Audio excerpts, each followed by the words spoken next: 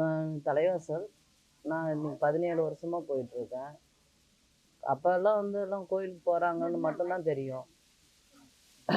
எல்லாம் கோயிலுக்கு போறாங்க. சரி நம்மளும் போனா கஷ்டமெல்லாம் தீரும். எங்க பையனுக்கு வந்து ரத்த வாந்தி எடுத்துட்டு ரொம்ப கஷ்டத்துல இருந்தோம்.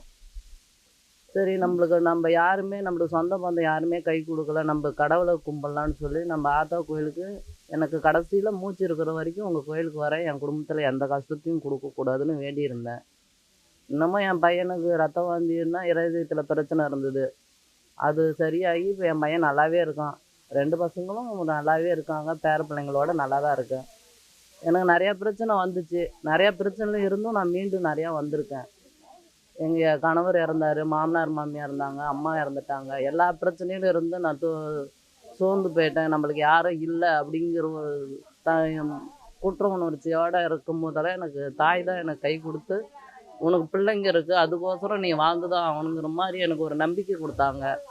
இன்னமும் என் கஷ்டத்துக்கோசரம் இன்னமும் நான் நோக்கி போய்க்கிட்டு தான் இருக்கிறேன். எனக்கு எந்த நோய் நொடியும் எனக்கு அந்த கடவுள் குடுக்கல. இருந்தாலும் என் பிள்ளைங்கள நோக்கி நான் போய்க்கிட்டு தான் இருக்கேன். அம்மா மேல எப்படி நம்பிக்கை வந்துச்சுன்னா, எல்லாரும் போறாங்களே அப்படின்னு ஒரு ஆர்வம் இருந்தது. சரி நாமளும் வேண்டிக்கலாம். நம்பளுக்கும் அந்த கடவுள் நம்பளுக்கும் நல்லது செய்வாங்க. நம்ம தாய் நம்மளை கைவிடுவாங்களா?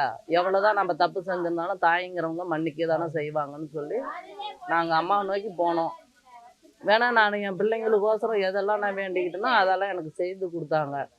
நான் இன்னமும் என் பிள்ளைங்களுக்கோசரம் நான் எதெல்லாம் எனக்கு கஷ்டம் வரும். நான் கோயிலுக்கு போகிற டைமில் தான் எனக்கு நிறையா கஷ்டம் வரும். சாப்பாட்டு கஷ்டம் வரும். மாடு கன்று சாவும், கோழியெல்லாம் சாவும். இப்படி இந்த மாதிரி பிரச்சனை நிறையா இருக்கும்போதும், நான் அம்மா கோயிலுக்கு போகிறத நான் தடுக்கவே மாட்டேன். ஒரு வருஷமும் அதே மாதிரி அம்மா கோயிலுக்கு நான் போகாத நாளும் கிடையாது. என் கணவர் இறந்து 1 வருஷம் மட்டும்தான் நான் போகாம இருந்தேன். அம்மா இறந்தப்ப ஒரு 8, 9 மாதம் இருக்கும்.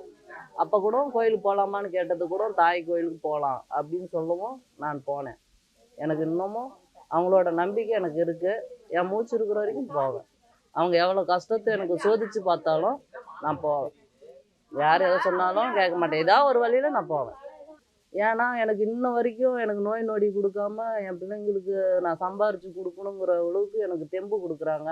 மன தைரியம் கொடுக்குறாங்க. ஒரு நம்பிக்கை கொடுக்குறாங்க. இன்றைக்கி உடம்பு முடியல, நம்ம வேலைக்கு போகக்கூடாதுன்னு என் மனசில் இருந்தாலும் அவங்க ஏதாவது ஒரு ரூபத்தில் வந்து தட்டி எழுப்பிடுறாங்க. உனக்கு பிள்ளைங்களாம் இருக்குது, நீ ஏன் இப்படி சோர்ந்து போய் இருக்கிறங்கிற ஒரு நம்பிக்கை கொடுக்குறாங்க. நான் எவ்வளோ கஷ்டமாக இருந்தாலும் எவ்வளோ நலியாக இருந்தாலும் நான் வேலைக்கு போனேன்னா எனக்கு எனக்கு நலி கஷ்டம் எதுவுமே தெரியாது.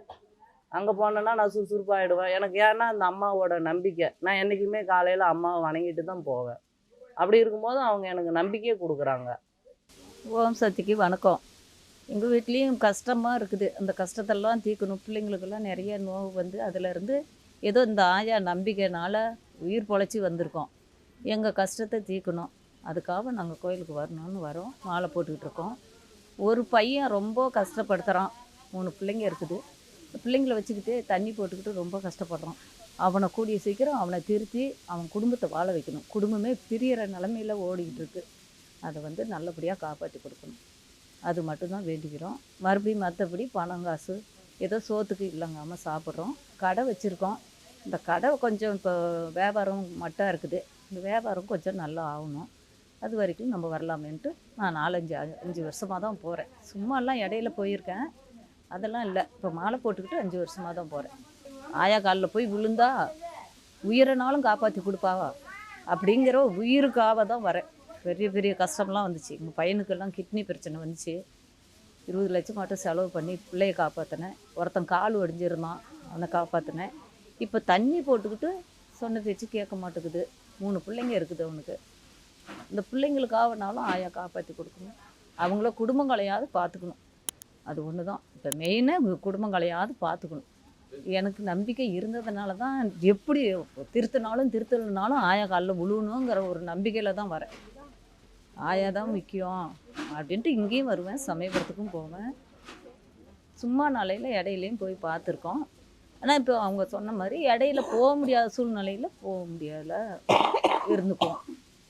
ஒரு வேறு பெரிய காரியம் ஆயிடுச்சுன்னா அப்போ போகாத இருந்துக்குவோம். போன வருஷம் அதனால தான் இருந்துக்கிட்டேன். அது மாதிரி நிறுத்தி இருந்த குறையும் இல்லை. நல்லாயிருக்கும். எனக்கு வந்து அந்த பையனை மட்டும் நல்லபடியாக திருத்தி அவன் பொண்டாட்டி பிள்ளைங்களோட நல்லா சந்தோஷமாக வாழணும். அதுதான் முக்கியம். நான் இன்றைக்கி மாலை போட்டிருக்கோம். இன்றைக்கி வியாழக்கிழமை. இன்றைக்கி மாலை போட்டிருக்கோம். ஞாயிற்றுக்கிழமை நைட்டு கிளம்புறோம். 4ஆம் நாள் நைட்டு கிளம்புறோம். திங்கக்கிழமை அம்மாவை தரிசனம் பண்ண போகிறோம். காலையில் எப்பயுமே வருஷம் வருஷம் நாங்கள் முதல்ல இருமுடி செலுத்திட்டு தான் எங்கேயா இருந்தாலும் போவோம். வர வழியில் ஒரு 4 கோயில் பார்க்குறோம்.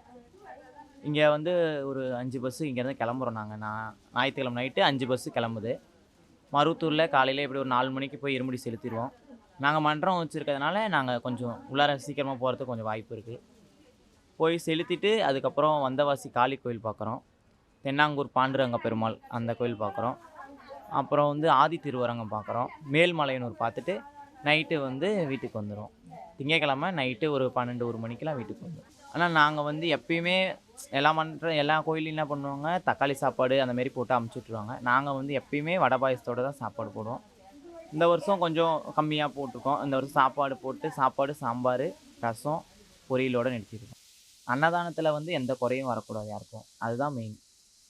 அவங்க எடுத்துக்குவாங்க. நாங்கள் ஒரு 3 இடத்துல காலையில் கோயிலில் அன்னதானம் சாப்பிட்ருவோம். காலையில் எப்பயுமே இருமுடி செலுத்திட்டு அன்னதானம் சாப்பிட்ருவோம். மதியானம் அவங்கவுங்க சாப்பாடு எடுத்துகிட்டு வருவாங்க. அப்புறம் நாங்களும் முடியாத இடத்துல வண்டி நிறுத்துவோம். அவங்க சாப்பாடு பசிக்குதுன்னு சொன்னாங்கன்னா நாங்கள் வண்டி நிறுத்திடுவோம். சாப்பிட்டோம் அப்படின்னு சொல்லிட்டு. அதேமாதிரி நைட்டு ஒரு ஹோட்டல் பார்த்து நிறுத்திடுவோம். அவங்க சாப்பிட்டுக்குவாங்க. சேலம் ஸ்ரீ பக்தி டிவி சேனலை நீங்கள் மறக்காமல் லைக் பண்ணிக்கோங்க, ஷேர் பண்ணிக்கோங்க அண்ட் சப்ஸ்கிரைப் பண்ணிக்கோங்க.